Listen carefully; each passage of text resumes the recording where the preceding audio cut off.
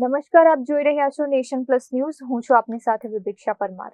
આણંદ જિલ્લાના ખંભાત તાલુકાના સોખડા અને કલમસર પંથકમાં આવેલી કેમિકલ કંપનીઓ દ્વારા છોડાતા ઝેરી વાયુ અને કેમિકલ યુક્ત પાણીના કારણે ગંભીર હોનારત સર્જાઈ છે, જેને લઈને આજે પૂર્વ કેન્દ્રીય મંત્રી ભરતસિંહ સોલંકી ખંભાત પ્રાંત અધિકારીને આવેદનપત્ર આપવા પહોંચ્યા હતા.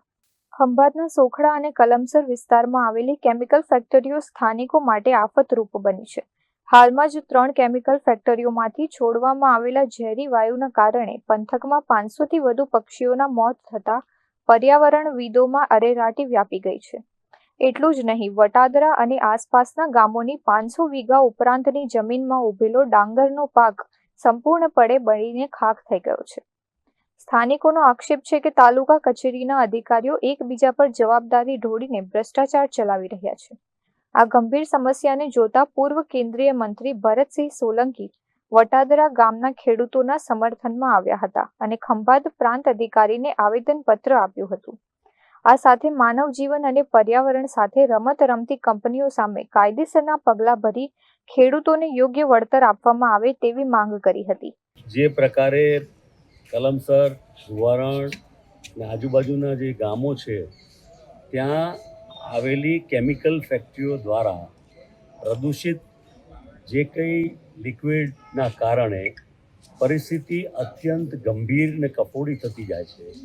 પક્ષીઓ તો મરી ગયા, પરંતુ લોકોના જીવને મુશ્કેલ પરિસ્થિતિ આવી રહી છે.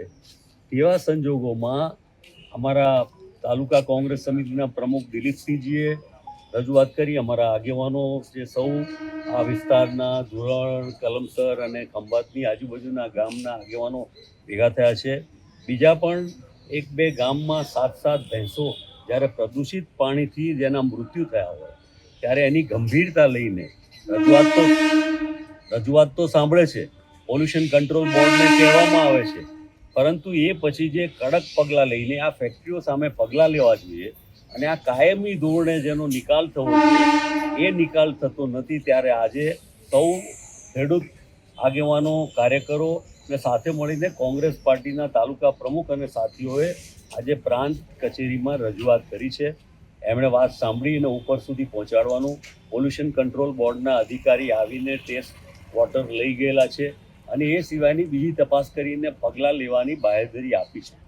આજે તો આ એક રજૂઆત કરી છે, પણ આ સમગ્ર વિસ્તારના લોકોની લાગણી અને એમને માટેની ચિંતાની ગંભીર નોંધ લઈને સૌએ નક્કી કર્યું છે કે થોડા દિવસ રાહ જોઈશું, પછી નહીં તો ચોક્કસપણે મક્કમ રીતે આગળ કડકમાં કડક પગલાં લોકશાહી ઢબે લેવામાં આવશે અને આ જે ફેક્ટરીઓ છે એના માલિકોને અને બીજી પણ કેટલીક પાઇપો લાઈનો દ્વારા જે પ્રદૂષિત ત્યાં નાખવામાં આવે છે એને માટે તાત્કાલિક ધોરણે પગલાં લેવા જોઈએ, એની માગણી સૌએ વ્યક્ત કરી છે. અત્રે ઉલ્લેખનીય છે કે જો માંગ સ્વીકારવામાં નહીં આવે તો આગામી દિવસોમાં ઉગ્ર આંદોલન છેડવામાં આવશે એવી ભરતસિંહ સોલંકીએ ચીમકી પણ ઉચ્ચારી છે. હવે આ મામલે આગામી સમયમાં પ્રાંત અધિકારી દ્વારા કેવા પગલાં લેવાય છે એ હવે જોવાનું રહ્યું. કેમેરામેન દિનેશ પટેલ સાથે Hiren Shah, nation plus news, Anand. સમાચારોના સતત અપડેટ મેળવવા માટે અમારી નેશન પ્લસ ન્યૂઝની યુટ્યુબ ચેનલને સબસ્ક્રાઇબ કરો, બેલ આઇકન દબાવો અને જોડાયેલા રહો ફેસબુક, ઇન્સ્ટાગ્રામ અને ટ્વિટર પર.